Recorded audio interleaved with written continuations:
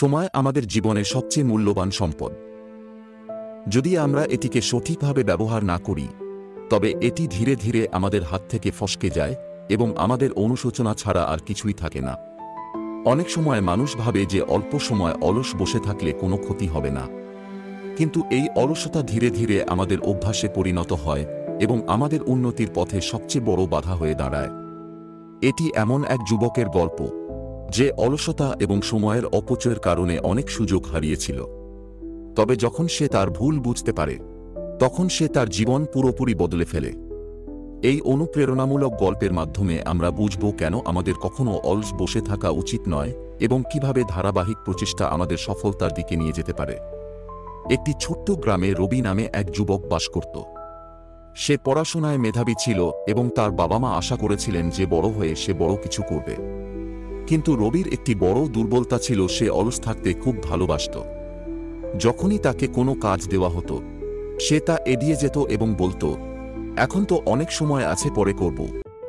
গ্রামে তার বন্ধুরা পড়াশোনার পাশাপাশি বিভিন্ন কার্যকলাপে অংশ নিত, কিন্তু রবি সবসময় অজুহাত দেখিয়ে সময় অপচয় করত।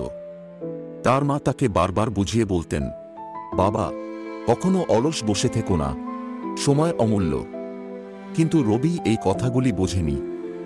সময় কেটে যেতে লাগল, আর তার অলসতা তার অভ্যাসে পরিণত হল।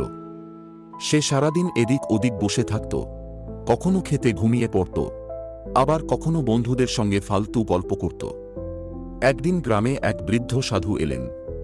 তিনি গ্রামের লোকদের অনুপ্রেরণামূলক কথা বলছিলেন। তিনি বললেন, মানুষের সবচেয়ে বড় শত্রু হল তার অলসতা। যে ব্যক্তি অলস বসে থাকে, সে ধীরে ধীরে তার জীবন নষ্ট করে। সময় অপচয়কারী ব্যক্তি একদিন অবশ্যই অনুশোচনা করে, কিন্তু ততক্ষণে অনেক দেরি হয়ে যায়। রবি এই কথা শুনে কিছুটা প্রভাবিত হয়েছিল, কিন্তু তারপরও সে তার অভ্যাস পরিবর্তন করেনি।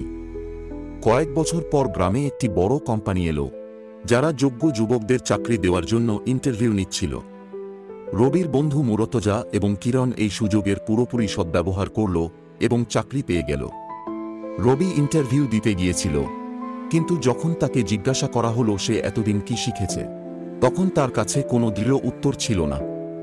সে না কোনো দক্ষতা অর্জন করেছিল, না কোনো অভিজ্ঞতা। ফলস্বরূপ সে চাকরি পেল না। যখন রবি তার বন্ধুদের সফল হতে দেখল, তখন সে তার ভুল বুঝতে পারল। সে প্রথমবার অনুভব করল যে তার অলস বসে থাকাই তার সবচেয়ে বড় দুর্বলতা। এরপর রবি সিদ্ধান্ত নিল যে সে আর কখনো অলস বসে থাকবে না। সে ছোট ছোট কাজ দিয়ে শুরু করল। সে সকালে উঠে পড়াশোনা করতে লাগল, গ্রামের বড়দের কাছ থেকে শেখার চেষ্টা করল এবং তার সময়ের সঠিক ব্যবহার করতে লাগল। কয়েক মাসের মধ্যেই তার চিন্তাভাবনা ও অভ্যাস বদলে গেল। সে নিজেকে আগের চেয়ে অনেক বেশি উদ্যমী অনুভব করতে লাগল। ধীরে ধীরে সে নতুন নতুন জিনিস শিখতে শুরু করল। কৃষকদের কাছ থেকে চাষবাসের কলাকৌশল, কাঠমিস্ত্রিদের কাছ থেকে কাঠের কাজ এবং বাবার ব্যবসায় সাহায্য করতে লাগল। রবির পরিশ্রম ফল দিতে লাগল। একদিন তার গ্রামে আধুনিক প্রযুক্তির কৃষি প্রকল্প এল। রবি ইতিমধ্যে কৃষির কলাকৌশল শিখে নিয়েছিল। সে এই প্রকল্পে অংশগ্রহণ করল এবং আধুনিক কৃষিকাজ শুরু করল। ধীরে ধীরে তার ফসল ভালো হতে লাগল এবং সে আর্থিকভাবে সচ্ছল হয়ে উঠল।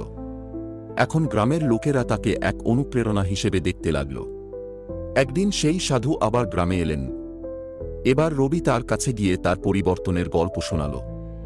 সাধু হাসলেন এবং বললেন, দেখো বাবা, যে ব্যক্তি কখনো অলস বসে থাকে না, সেই জীবনে এগিয়ে যায়।